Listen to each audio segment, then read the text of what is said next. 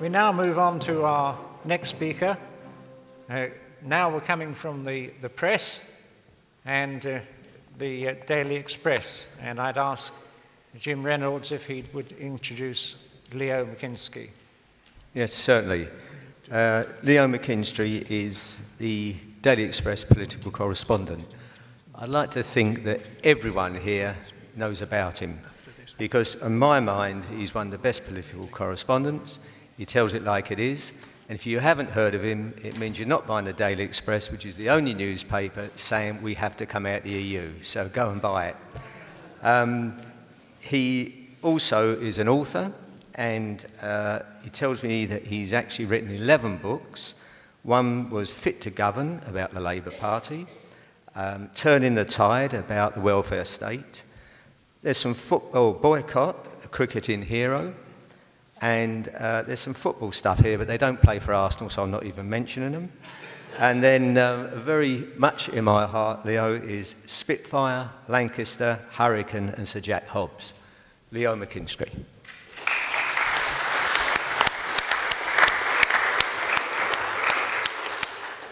Thank you for that very warm introduction, Jim, and it's great to be here and to see so many supporters of the cause of rebuilding Britain's independence from Brussels. I admire your patriotism, your commitment, your enthusiasm, and your dedication.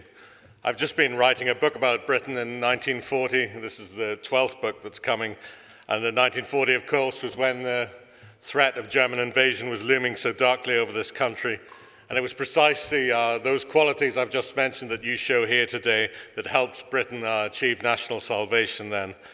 But I fear that Winston Churchill, the man who gave the roar to the British Lion, would have been appalled to see today how much our sovereignty and democracy has been so diminished by the ideologues of the European Union. It's an honor here today to share a platform with other distinguished speakers. But another book that I wrote, which Jim mentioned, on Jeff Boycott, reminded me of the vicissitudes of being a public figure. One of the people I interviewed for that Jeff Boycott book was Mike Denness, who was England captain during the disastrous tour of Australia in 1974-75, when England were thrashed, mainly by the fast bowling of Dennis Lillee and Jeff Thompson. And Mike Denness returned having had one of the most humiliating defeats in Ashes history, and he was a figure of much scorn. And when he was at home in the spring of 1975, in his Kent home, when he was at home, he heard the post one morning land on his doormat. And he went to pick up the post, and there was a letter that just was addressed to Mike Denness, cricketer. There was no house number, no street name, no town, no postcode. It just said, to Mike Denness, cricketer. And he opened it up, and inside was the message, Dear Mr. Denness, if this letter ever reaches you, the post office thinks an awful lot more of you than I do. But stepping out in public always has its problems. George Brown, the Foreign Secretary, the Labour Foreign Secretary of the 1960s, once discovered, some of you may know of George Brown. He was a very eloquent and charismatic figure, but he also had a deep fondness for drink, and he was notorious for getting into some scrapes. He once had to be fished out from the gutter outside the French embassy. And one evening, when he'd finished work at the Foreign Office, he was going to a reception, and as usual, he was slightly the worse for wear in the evening. And he went into the reception, and there was this grand hall with music playing in the background, and he saw a figure in a shimmering red dress. And he went up to this figure in the red dress and said, My dear, would you care to share this waltz with me? And the figure in the red dress said, Certainly not, Foreign Secretary. And George Brown, slightly affronted, said, Well, why ever not? And the figure in the red dress said, There are 3 reasons. Firstly, you're drunk. Secondly, this isn't a waltz, it's the Peruvian national anthem. And thirdly, I'm the Cardinal Archbishop of Lima.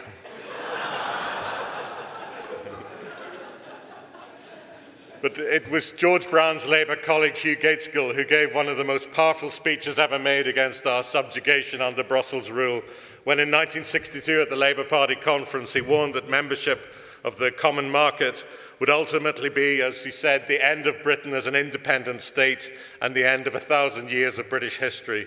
Sadly, Gaitskell died within little more than a year of that ringing declaration, but his words have turned out to be all too tragically prophetic. We are now less than a month away from the European parliamentary elections, and inevitably much of the media focus on those elections is concentrated on how well UKIP will do, with some predictions that Nigel Farage's party will actually top the poll, which would be a remarkable achievement for a party that doesn't even have a single seat at Westminster. And such an outcome would be a further indicator of the deepening frustrations and hostility felt by much of the British public towards Brussels. But on another level, these elections are a complete farce, because the European Union, as other speakers have said, is so profoundly undemocratic. This is an organisation that has complete contempt for the very concept of the people's will. That impulse has been so graphically demonstrated, for example, in the attitude of Brussels towards the outcome of referendums on European treaties.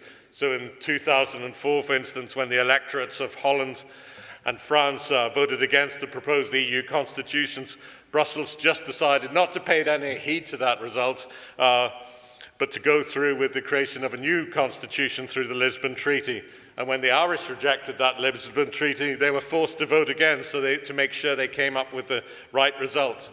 That's the undemocratic spirit of the European Union. And we see it also in the European Parliament, which isn't a proper legislative assembly at all, but is just a self-important talking shop. It's an interesting fact that the European Parliament is actually the third largest assembly in the world, after the Chinese Politburo and the House of Lords, neither of which institution is renowned for its accountability. But the European Parliament's impotence is not reflected in any modesty. Incredibly, this assembly has a staff of 6,700 employees.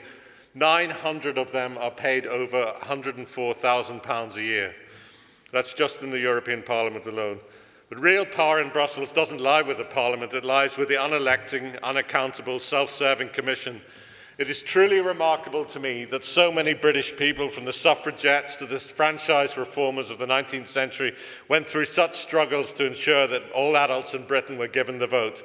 And yet now, here in the 21st century, we are governed by a bunch of elitists who weren't voted into office but were merely appointed to their offices. They are like the worst unelected aristocratic rulers of the past, cocooned by privilege and utterly disdainful of the people they rule. I mean, who elected Herman Van Rompuy, the Belgian nonentity, who's now president of the European Council? Who elected Jose Manuel Barroso, the president of the European Commission, who in his college days, this is a true fact, in his college days was a follower of Chairman Mao and headed the extremist student outfit, the revolutionary movement of the Portuguese proletariat. This is the man who's now in charge of the European Commission. European foreign policy is in the hands of Baroness Catherine Ashton, who has never been elected to any public position in her life, but receives a salary of £270,000 a year as the External Affairs Commissioner. Before being made a life peer by Tony Blair, she was the administrator of the Unilateralist Campaign for Nuclear Disarmament, Vice President of the National Council for One-Parent Families, and Chair of the Hertfordshire Health Authority. All roles that made her highly suitable to negotiate with the mullahs of Iran and Vladimir Putin of Russia. Another example of this deeply anti-democratic impulse is the current campaign being waged by the EU's Employment and Social Affairs Commissioner, Laszlo Andor, to force our government to allow all European migrants to have full access to British benefits from the moment they arrive in this country, regardless of the fact that such newcomers will have paid no taxes or national insurance or made any contribution to Britain at all. At present, he is taking a legal case against the British government at the European Court of Justice to force through the removal of all social security restrictions for EU arrivals. And I find that campaign an outrage. What business is it of Laszlo Andor how we organise our own welfare system in this country? Who is he to demand that British taxpayers have to subsidise the lifestyles of foreigners who come here? This is a man who is a member of the Hungarian Socialist Party, who studied economics at the Karl Marx University in Budapest and has never been elected to any office. It's a graphic symbol of how the EU is destroying our independence, with an unelected Hungarian socialist using Europe's institutions to dictate how we run our own country. The European Union is so undemocratic, so disdainful of the public will, because it is engaged in a colossal ideological project to create a new political entity, a federal superstate in which the nations of Europe become only regional provinces. Nothing and no one is allowed to stand in the way of this project. Ever closer union has been the driving force of the European Union ever since its first incarnation as the European Iron and Steel Community created in 1951. The entity's very existence is predicated on political integration and the destruction of traditional nationhood. Soon after his appointment, Van Rompuy declared, "The time of the homogeneous nation-state is over." He added these words that should chill anyone who cherishes British independence. "In every member state," said Van Rompuy, "there are people who believe that their country can survive alone in a globalized world. It is more than an illusion, it is a lie." In the same vein, the Vice President of the EU, Viviane Reding from Luxembourg, recently said, she urged that the Eurozone must become the United States of Europe. So there can be no doubt that as long as we remain in the European Union, we can never be a free, independent nation. The entire thrust of European politics is in the opposite direction, towards the creation of federal unity. Indeed, outside the entrance to the Visitors' Centre in the European Parliament, there's a sign above the doorway that says, just listen to this is what it says: "National sovereignty is the root cause of most of the evils of our time. The only final remedy for this supreme and catastrophic evil is the federal union of the peoples." That slogan outside the Visitors' Parliament was actually came from the words of Philip Kerr, the 11th Marquess of Lothian, and he was a Foreign Office diplomat, a federalist fanatic, and the leading advocate of appeasement before the Second World War. He was such a fanatical advocate of appeasement and federalism that even in July 1940, on the eve of the Battle of Britain, the battle that decided our national survival, he was ambassador in Washington, and he was trying to get the British government in London under Winston Churchill to reach a peace deal with Hitler. That just shows how misguided he was, and yet this man's words are now taken as an edict to guide the policies of the European Union. The project to create the United States of Europe explains why the EU is so obsessed with mass immigration, the demolition of our borders, and the free movement of peoples right across the Union, from Bulgaria, from Romania to here. As John said, it's an impossible task with such imbalances in wealth between Britain and those former states of communist Eastern Europe.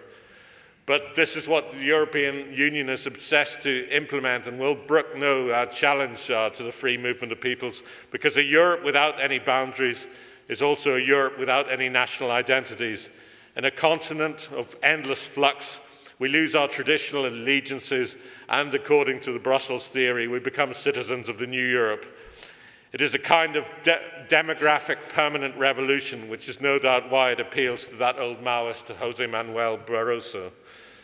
The dogma of unity is also why Brussels is so fixated with maintaining the single currency, even at the terrifying cost to the economies of Europe, especially in countries like Greece, Spain, and Portugal and Italy. That cost has been paid not just in falling living standards and mass unemployment, but also in the further collapse of national democracy, as Brussels effectively imposed new prime ministers on Italy and Greece. But for the European ideologues inside Brussels, the crisis in the Eurozone wasn't a disaster, not a cause of embarrassment, not a failure at all, but it was a wonderful opportunity to impose their agenda by seizing control of national budgets and spending policies. The truth is that the creation of a single currency was never primarily an economic policy, but was rather a vehicle for creating political unity. So it never could be abandoned, even as the Greeks rioted and the Spanish economy collapsed. We can see the drive for European unity in so many other ways, like in the creation of Baroness Ashton's vast diplomatic empire with its budget of £6.2 billion and its network of 137 embassies around the world. Why on earth does the EU, which isn't actually a nation-state, whatever it claims, why does it need embassies at all around the world? This colossal diplomatic operation with more than 7,000 officials even has a £2 million office in Barbados with a staff of 39. Ashton's empire also has 37 staff in Papua New Guinea and 32 in Mozambique. And for what? So the EU can just posture on the international stage. There is also the endless propaganda from Brussels in favour of the creation of the new European identity. Did you know that The respected think tank Open Europe estimates that the EU spends £2.4 billion a year on publicity, self-promotion and campaigning.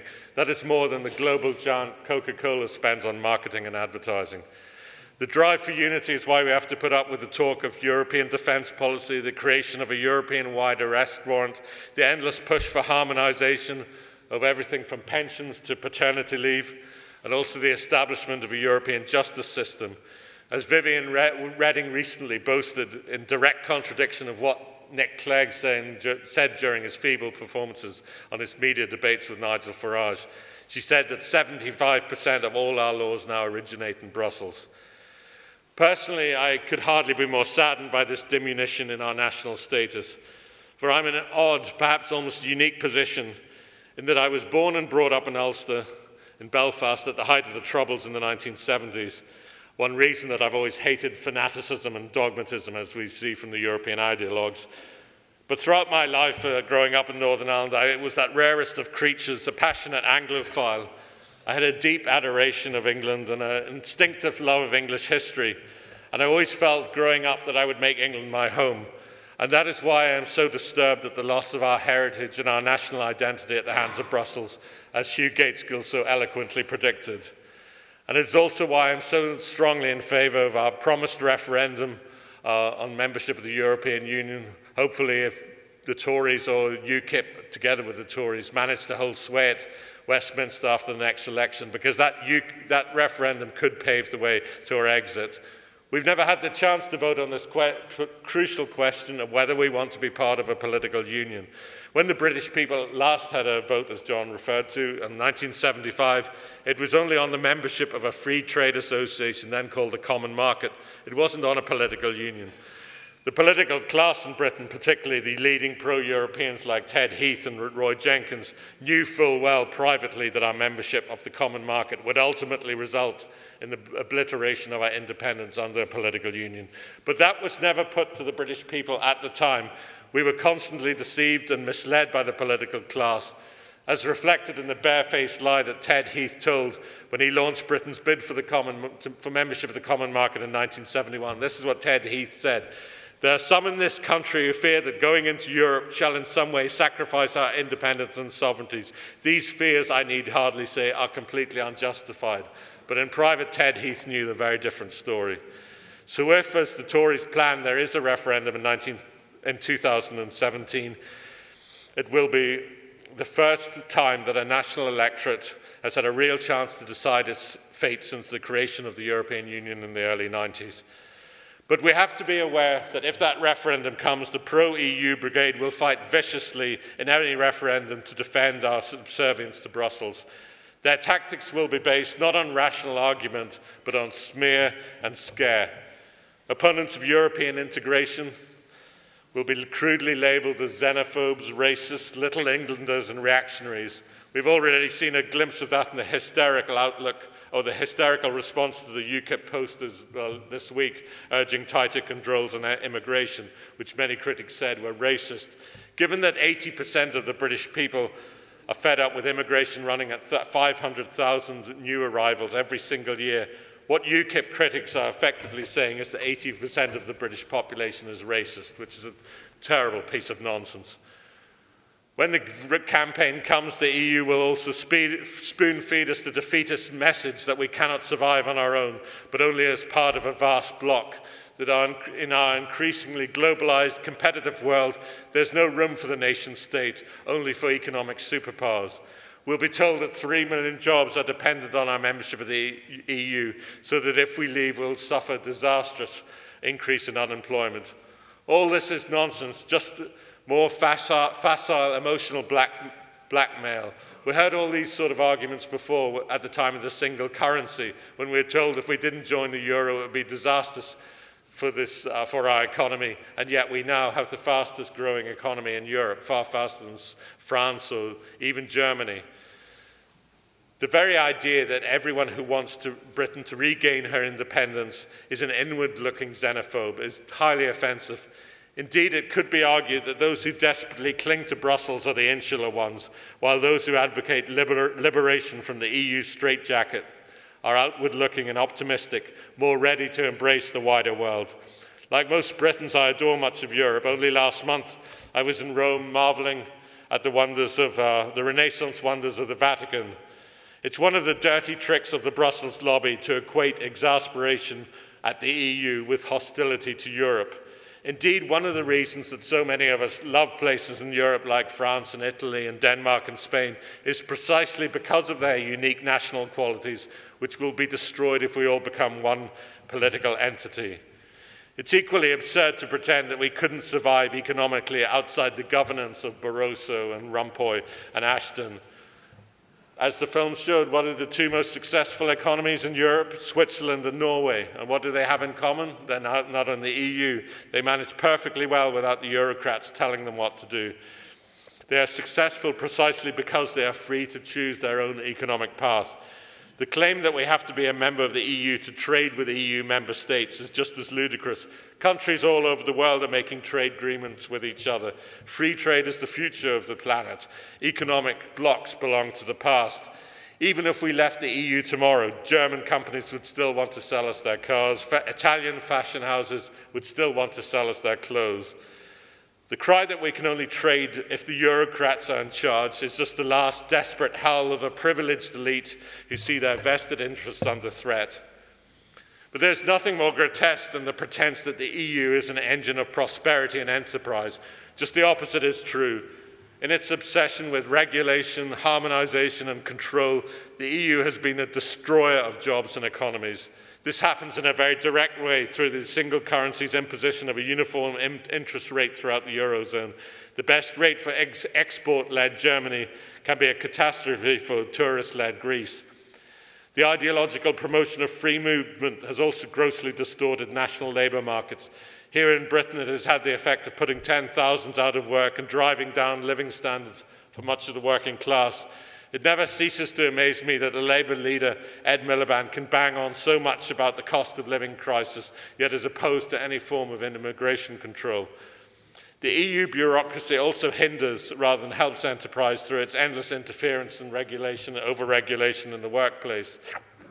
It is a telling fact that the Lord's Prayer, the centrepiece of the Christian faith in this country, has just 70 words, whereas the EU's regulation on the marketing of hazelnuts contains 2,509 words.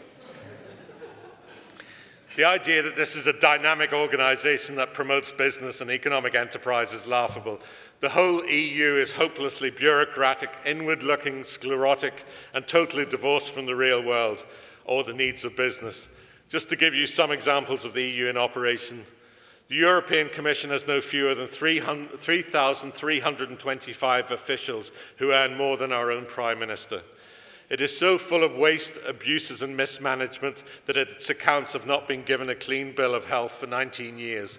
It dishes out ludicrous grants like the 630,000 for a gender-equal wood design centre in Sweden, £154,000 for a puppet theatre network in the Baltic States, and 350,000 to the Flying Gorillas, a British dance troupe whose twin specialities are the smelly foot dance and spectacular belching. Apparently, the aim of this British Flying Gorillas troupe is to use, quote, to use rhythm and dance and music and gibberish to explore friendship and tolerance. Only under Brussels rule. Another 150 million a year is spent shuttling the European Parliament between Strasbourg and Brussels purely to satisfy the vanity of French Eurocrats. This spendthrift attitude is also reflected in the EU's huge hierarchy. Because it is unelected and unaccountable, it is utterly unconcerned about efficiency and value for money. In 2012, for instance, the EU held a high-level meeting in Brussels attended by 76 officials, as well as the President of the European Parliament, to agree a name for a corridor in one of its buildings. The meeting failed to reach a decision. Most of us know about the prodigality of members of the European Parliament, but recently I did some research on the perks, privilege and pay enjoyed by the Commission, and I was amazed at what I found. The Commission has 46,000 staff, most of them on salaries far beyond the dreams of well-qualified British workers. The Social and Economic Committee, which was described to me as, by one official as more or less pointless, has 722 staff, 107 of them on over £100,000 a year.